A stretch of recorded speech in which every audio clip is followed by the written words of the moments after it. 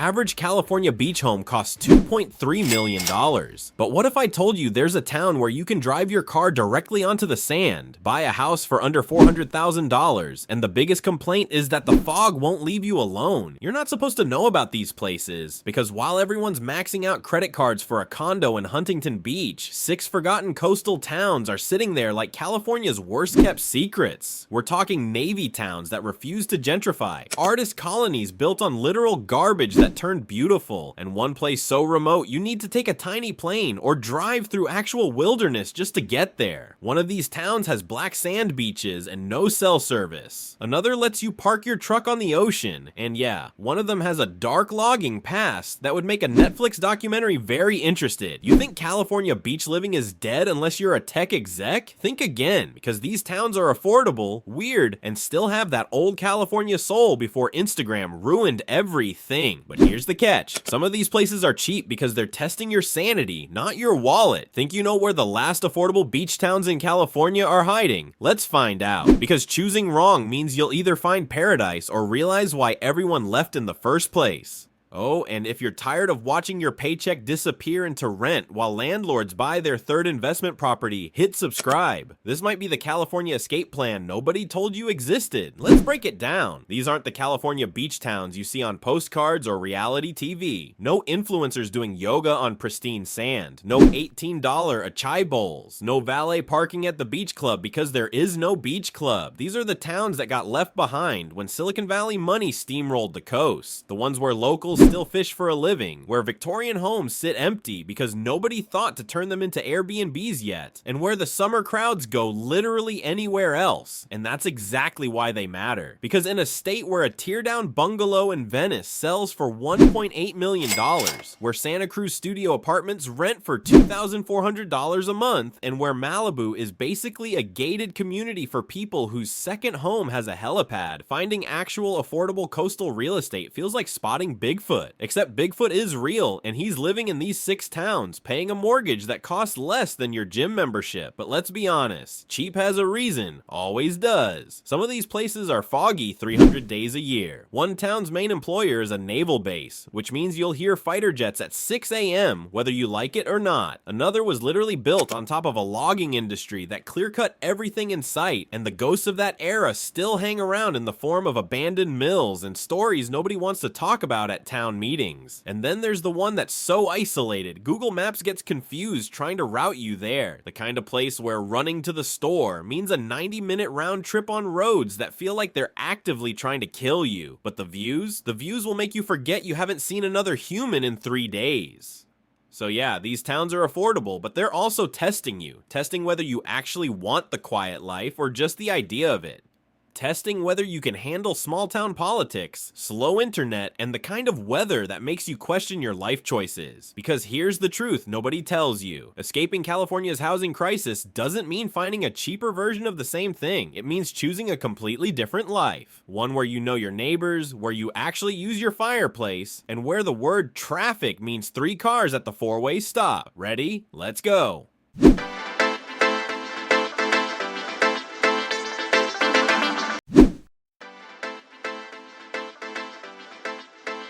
There's a beach town in Northern California where the median home price is under $350,000. The fog is so thick it has its own personality, and you're closer to Oregon than you are to San Francisco. Welcome to Crescent City. Population 6,700. Vibe: Pacific Northwest brooding meets did I just move to Alaska? This is California's forgotten corner, the place where the state just kind of ends and nobody really notices. It's not charming in the way Carmel is charming. It's charming in the way a Stephen King novel is charming, beautiful, eerie, and you're not entirely sure what's watching you from the tree line. Here's what makes Crescent City different. Median home price around $340,000 for actual houses with ocean views, not condos stacked like Tetris blocks. Crime rate sits right at the national average, so it's not a utopia, but it's also not a crime documentary waiting to happen. Cost of living about 5% above the national average, which for California coastal property is basically winning the lottery. The job market leans heavy on fishing, lumber, and the prison industry because yes, Pelican Bay State Prison is here. And no, that's not a selling point on the Chamber of Commerce website. Unemployment hovers around 7%, higher than you'd want, but remote workers are slowly discovering this place like it's a cheat code.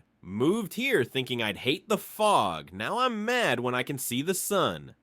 Reddit user who clearly went through the 5 stages of Crescent City acceptance. What you gain and lose. Living in Crescent City means embracing weather that has commitment issues. The fog rolls in like it owns the place, which it does. You'll get maybe 60 days of actual sunshine per year. The rest is gray, misty, atmospheric, and oddly comforting once you stop fighting it.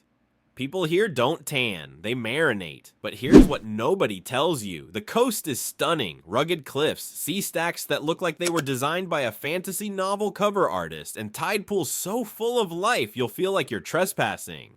Battery Point Lighthouse sits on an island you can walk to during low tide, which is either romantic or a lawsuit waiting to happen depending on your timing. The town itself feels like it peaked in 1985 and just decided to stay there. Diners with vinyl booths, hardware stores where the owner knows your name by your 3rd visit, a downtown that's trying really hard but also isn't pretending to be something it's not. You won't find artisan coffee shops on every corner. You'll find one good coffee spot and you'll become loyal to it like it's a religion. The grocery store closes at 9 p.m. and that's considered late. Your nearest Target is 90 miles south in Eureka, which means you'll either learn to plan ahead or become very friendly with Amazon deliveries. Cell service is solid in town, drops off dramatically outside of it. High-speed internet exists but isn't universal. If you're the type who needs to stream 4K while also uploading TikToks and running 3 Zoom calls, maybe keep scrolling. Crescent City doesn't want to be trendy, it doesn't want to be discovered, and honestly, the locals would prefer you didn't move here and complain about the lack of brunch spots. But if you want a California beach town where your mortgage is reasonable, your neighbors aren't all tech refugees, and the ocean feels wild instead of curated, this might be your spot. And if you thought fog and prisons were intense, wait until you hear about the town where you can literally drive your truck onto the beach. Yes, really, stick around.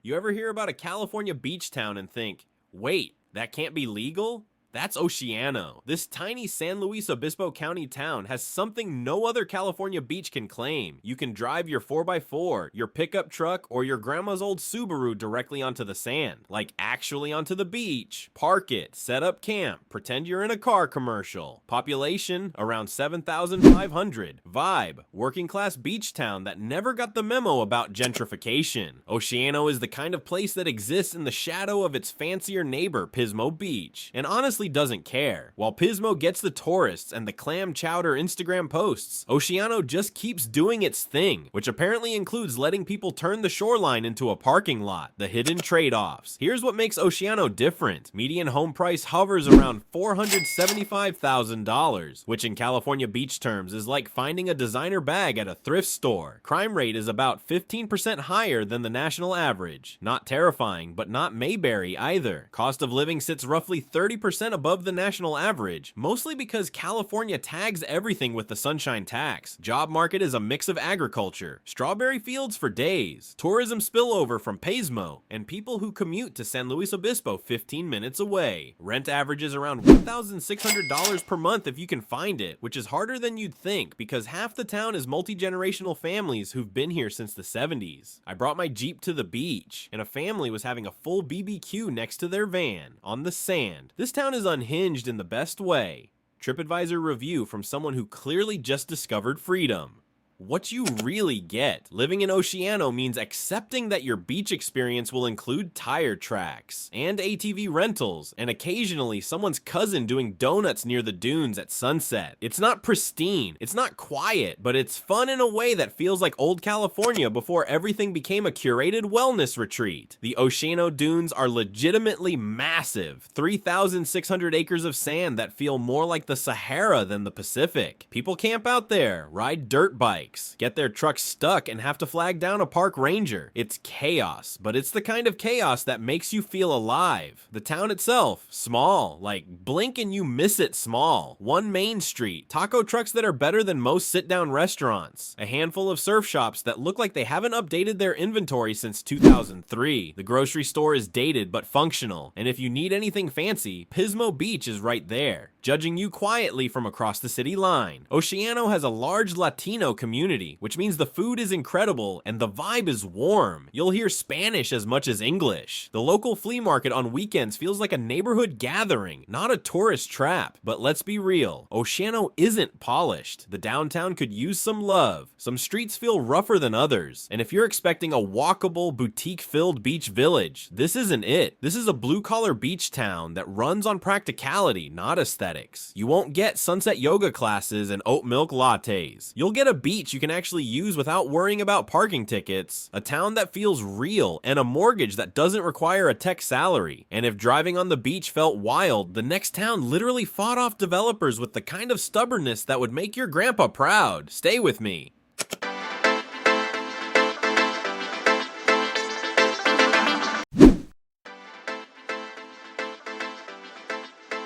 Here's a headline you'll never see in a real estate magazine. Ventura County beach town stays affordable by simply refusing to care what you think. But that's Port Hueneme in a nutshell. The Navy town that somehow survived the California coastal gold rush without turning into another overpriced, overdesigned, over-everything beach community. They could have sold out. Ventura County is right there. Oxnard wraps around it. Malibu is an hour south. But Port Hueneme just looked at the developers, shrugged, and kept being exactly what it's always been. A working-class beach town with a naval base, excellent tacos, and zero interest in becoming the next Santa Monica. What's really going on here? Median home price sits around $580,000, which sounds high until you realize that's Ventura County, where neighboring cities are pushing $800,000 to $1 million plus for the same square footage. Crime rate is about 25% above the national average. It's not Disneyland, but it's also not a true crime podcast waiting to happen. Cost of living runs about 45% above the national average. But again, this is Southern California beachfront. You're still winning. Job market is anchored by naval base Ventura County, Port of Hueneme, major cargo hub, and service industry work. Remote workers do fine here. Rent averages $2,100 per month for a 2-bedroom, which in SoCal beach terms is borderline miraculous. The vibe, authentic in a way that makes influencers uncomfortable.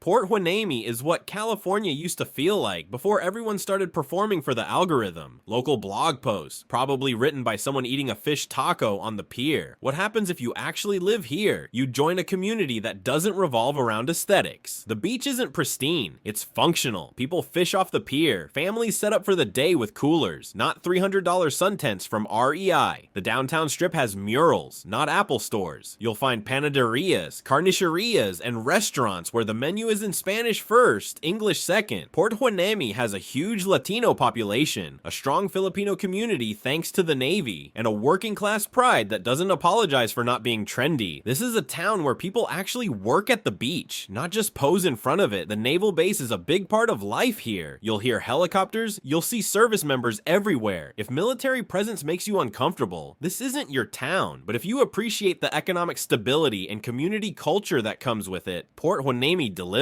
Here's the thing nobody talks about. Port Hueneme tried to get fancy once. They built the Sea Bridge development, luxury homes, marina access, coastal views, and yeah, it's nice, but it didn't erase the town's identity. The rest of Port Hueneme just kept being Port Hueneme. Taco trucks still posted up on Ventura Road. Surf shops still sold wax and wetsuits without the markup, and the locals, they just rolled their eyes at the newcomers and went back to their business. The beach itself is wide, sandy, and tends to be less crowded than Ventura or Oxnard beaches. The pier is straightforward, no carnival, no tchotchke shops, just a long walkway over the ocean where people fish and watch the sunset without making a production out of it. Will you find artisan coffee shops and farm-to-table brunch? Nope. Will you find a community that doesn't care about your LinkedIn profile and just wants to know if you can show up to the neighborhood BBQ? Absolutely. And if Port Hueneme stayed real by staying blue collar, the next town stayed magical by literally turning trash into treasure. I'm not kidding. Keep watching.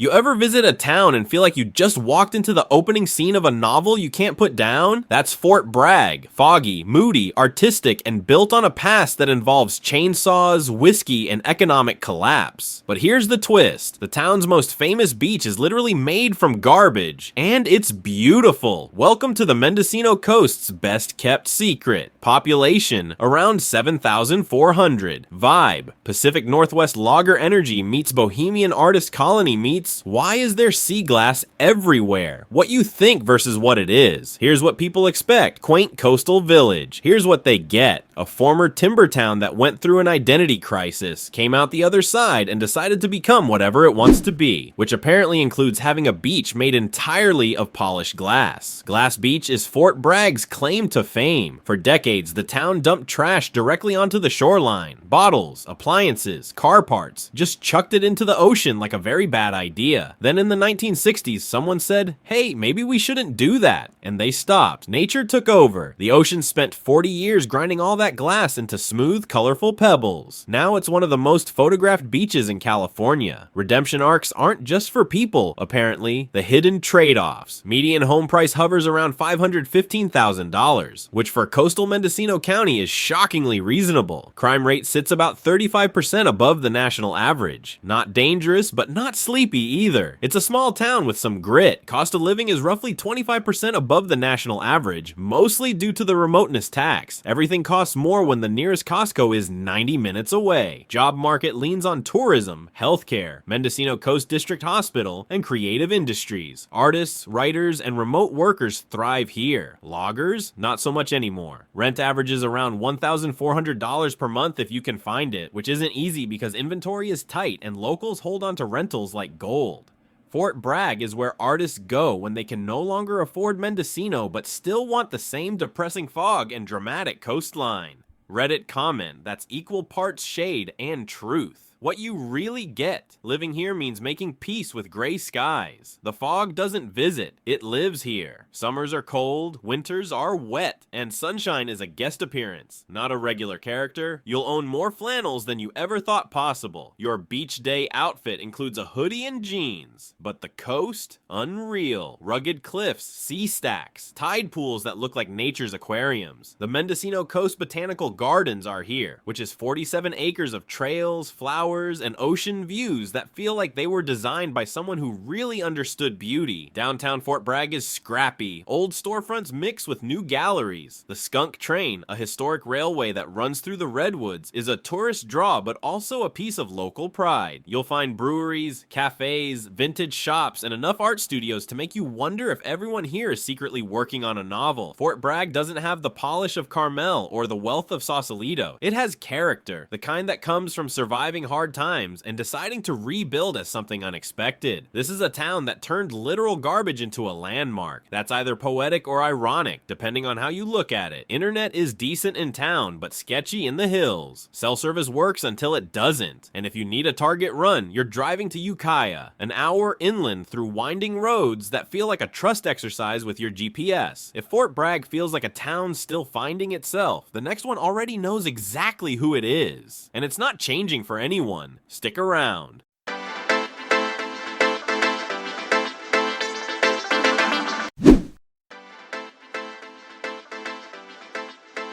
Cayucos has one main street, one legendary pier, and about 2,500 people who look at you funny if you ask where the Whole Foods is. This town didn't freeze in time by accident. It froze on purpose. And honestly, it's working. This is San Luis Obispo County's best kept secret. The place surfers discovered in the 1960s and then just never left. While nearby Morro Bay got the tourists and Pismo Beach got the crowds, Cayucos stayed small, salty, and stubbornly itself. No chain restaurants, no corporate developments, just mom and pop everything and a vibe that says, we're good, thanks. What's Cayucos really about? Cayucos is where old California lives. The kind with wooden piers, tackle shops that smell like bait and nostalgia, and beaches where locals still know each other by name. The 943-foot pier was built in 1872 and looks like it. Not falling apart, just seasoned, worn in. The kind of structure that's seen things and refuses to be replaced by something modern and soulless. goalless. Median home price sits around $825,000, which sounds brutal until you realize this is San Luis Obispo County beachfront. Neighboring towns are pushing $1.2 million to $1.5 million for comparable properties. Crime rate is low, about 40% below the national average. You're more likely to get bothered by a seagull than a person. Cost of living is roughly 50% above the national average because California beach towns don't negotiate. Job market is tourism adjacent. Small business owners and a lot of remote workers who realize they could live here and zoom from paradise. San Luis Obispo is 20 minutes south for anything resembling a corporate job. Rent averages $1,800 to $2,200 per month when available, but most people buy or stay forever. Cayucos is what happens when a surf town refuses to sell its soul to investors. It's annoyingly perfect. Yelp review from someone who clearly wanted to hate it but couldn't. What happens if you actually live here? You slow down, not because you're trying to, because the town physically won't let you move faster. There's one grocery store, the Sea Shanty. It's small, charming, and closes early. If you need something fancy, you're driving to Morro Bay or SLO. The coffee shop situation is limited but loved. Ruddle's Smokehouse makes jerky that people genuinely drive from out of town to buy, which should tell you something. The beach culture here is real, not performative. Surfers paddle out at dawn, families set up camp for the day, dogs run loose in the sand like it's their constitutional right. Nobody's checking their ring light or asking you to hold their matcha latte for the photo. Cayucos has festivals. The Sea Glass Festival in March, car shows in the summer, events that feel like the whole town shows up because, well, the whole town does show up. It's the kind of place where you can't go to the market without running into 3 people, you know, which is either comforting or suffocating depending on your tolerance for small town intimacy. Here's what you won't find: Starbucks, CVS, traffic, urgency, the feeling that you're behind on something. Cayucos doesn't operate on hustle culture. It operates on tide schedules and when the fish are biting. The downside? It's quiet, like really quiet. If you need nightlife, entertainment options, or anything resembling urban energy, you'll be disappointed. This is a town for people who've already done the fast life and decided it wasn't worth it. And if Cayucos feels like a town that opted out of modern chaos, the next one didn't just opt out, it straight up disappeared off the map, literally. You'll see what I mean.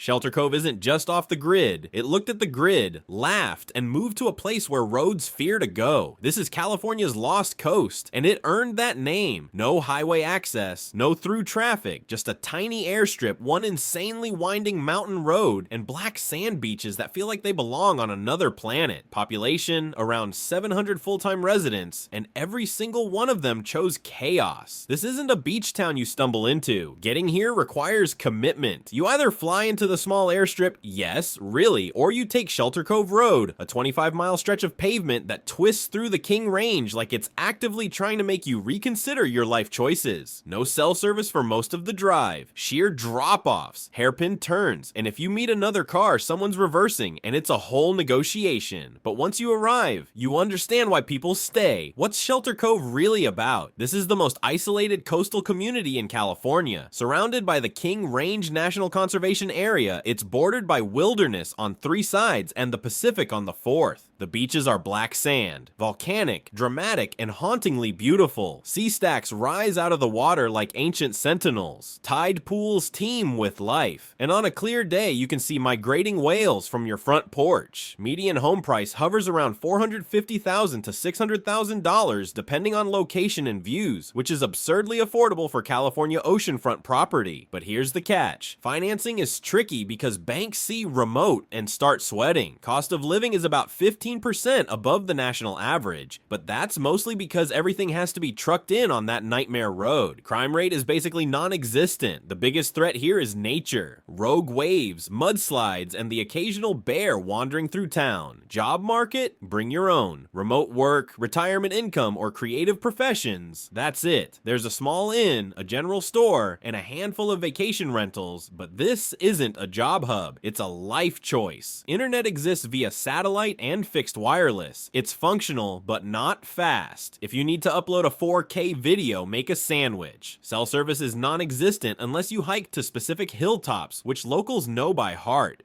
Moved to Shelter Cove thinking I'd feel isolated. Turns out I just feel free. Facebook comment from someone who definitely burned out in a tech job first. What it feels like to live here. You stop measuring time in hours. You measure it in tides, weather patterns, and whether the road is passable. The general store becomes your social hub. You learn your neighbors' names because there are only 700 of them, and you'll need each other when the power goes out or a tree falls across the road. The community here is tight, not in a nosy way, in a we're all in this together way. People help each other, share resources, look out for one another, because when you're this remote, that's not optional, it's survival with a smile. Shelter Cove doesn't have restaurants. Okay, maybe 1 or 2 seasonal spots. No grocery store, just the general store with limited stock. No gas station technically, though there's a small fuel dock at the marina. You plan trips to Garberville, 25 miles away, or Eureka, 90 plus miles, like you're prepping for an expedition. But what you do have is silence. Real silence. The kind where you hear the ocean at night and it's the only sound. You have starry skies so clear they feel fake. You have hiking trails that disappear into wilderness where you won't see another soul for hours. Living in Shelter Cove isn't about convenience. It's about presence. It's about choosing a life where nature dictates the rhythm, not your calendar. Like this video if you've ever scrolled Zillow at 2 a.m., saw a California beach house for $450,000 and thought, wait, what's wrong with it? Subscribe if your version of the California dream isn't a Tesla in traffic. It's a mortgage you can actually pay off and a beach where you're not shoulder to shoulder with strangers who all showed up for the same sunset photo. Because here's what nobody tells you about affordable California beach towns. They exist, they're real, but they require you to let go of the California you think you need and embrace the one that's actually available. You won't get in and out on every corner. You won't get same-day Amazon delivery. You won't get the polished Instagram-ready version of coastal living where everything is curated and nothing is real. What you will get is space, community, a life where your biggest decision on a Tuesday is whether to surf in the morning or hike in the afternoon. These 6 towns, Crescent City, Oceano, Port Hueneme, Fort Bragg, Cayucos, and Shelter Cove, they're not perfect. They're weathered, quirky, and sometimes frustratingly remote, but they're also proof that California hasn't completely priced out normal people. Not yet anyway. Crescent City will test your relationship with fog. Oceano will make you rethink what a beach is supposed to look like. Port Hueneme will show you that working class beach towns can still thrive without selling out. Fort Bragg will remind you that even trash can turn into something beautiful if you give it enough time. Cayucos will make you wonder why you ever thought you needed more than one good coffee shop and a pier.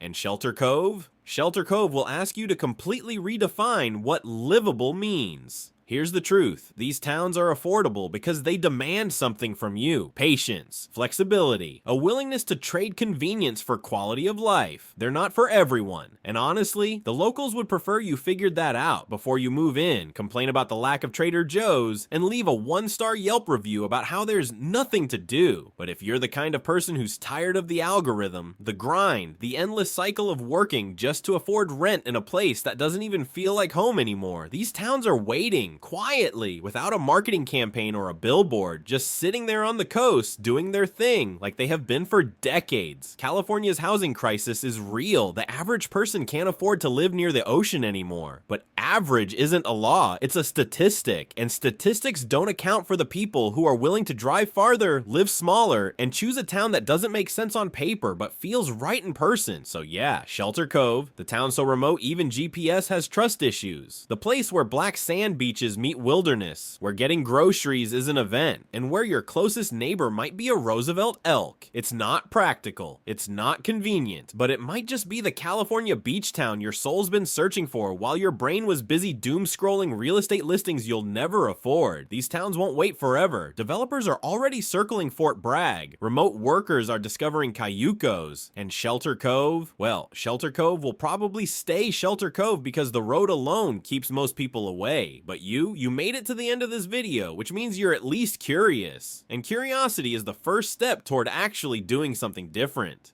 So what's it gonna be? Keep renting in a city that doesn't love you back, or take a chance on a beach town that nobody's heard of yet? Your move.